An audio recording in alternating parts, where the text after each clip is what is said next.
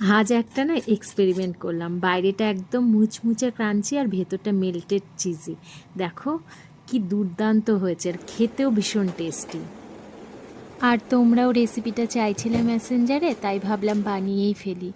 আর এখন তো শ্রাবণ মাস, উপবাস অনেকেই থাকছো। রোজ রোজ সাবু মাখা আর সাবুর খিচুড়ি থেকে একটু ডিফারেন্ট, আর খেতেও খুব টেস্টি হয়। আর মেয়েকেও স্কুলের টিফিনে এইটাই বানিয়ে দিলাম। খুবই হেলদি জানো, আর অনেকক্ষণ টামি ফুল হয়ে থাকে।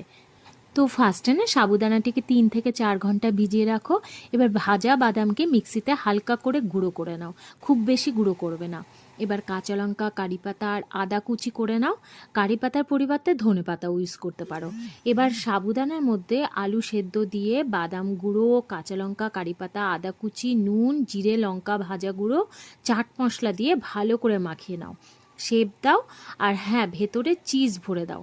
ব্যাস, ছাঁকা তেলে ভেজে নাও।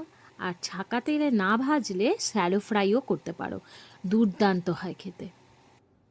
আচ্ছা, মিডিয়াম ফ্লেমে ডিপ ফ্রাই করবে কিন্তু, যতক্ষণ না একদম মুচমুচে হয়। আর একবার কামড় দিলেই বোঝা যাবে বাইরে ক্রাঞ্চি আর ভেতরে গলে যাওয়া চিজ। ট্রাই করো আর আমায় জানিও।